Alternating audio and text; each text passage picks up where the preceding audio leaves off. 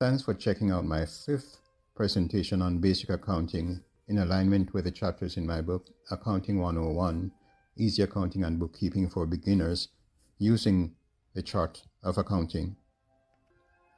This session presents an overview of concepts presented in Chapter 4, Elements of the Balance Sheet. It centers on a typical balance sheet format reported and published in a firm's annual financial statements, showing the titles and amounts of the major general ledger account categories or elements shown in a stacked format used to perform horizontal and vertical analyses across different accounting periods.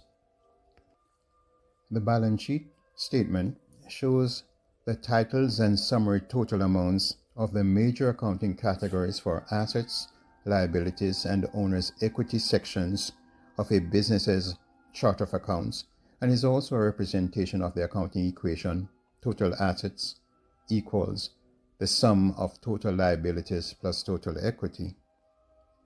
The titles of the categories and related total amounts shown are the top levels of the categories' hierarchies.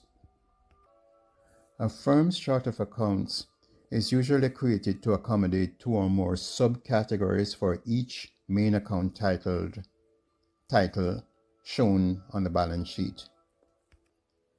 Categories in the balance sheet are shown in the order of most liquid, that is, the ease of conversion to cash, to the least liquid. Assets are subdivided into current assets, long-term or fixed assets, and intangibles. Asset accounts in the general ledger normally have debit balances and are reported on the balance sheet from most liquid to least liquid, with the most liquid asset being cash. Liquidity refers to how quickly the asset can be converted to cash.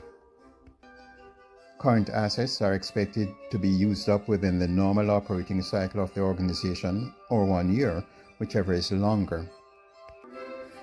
Examples of types of current assets used by firms are cash and cash equivalents, accounts receivable, allowance for bad debts, and merchandise inventory.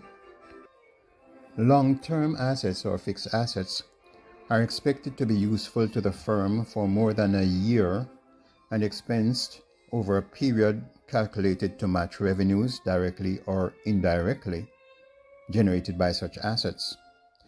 They include office buildings, office furniture and equipment, machines, computer equipment, land, vehicles, warehouse equipment, etc.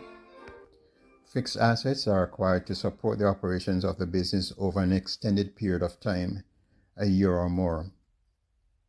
Accumulated depreciation is the contra asset in the balance sheet for the accumulated depreciation expense recorded in the income statement to expense the cost of long-term assets. Intangible assets are long-term, non-physical assets such as goodwill, copyright, patents, trademarks, and licenses.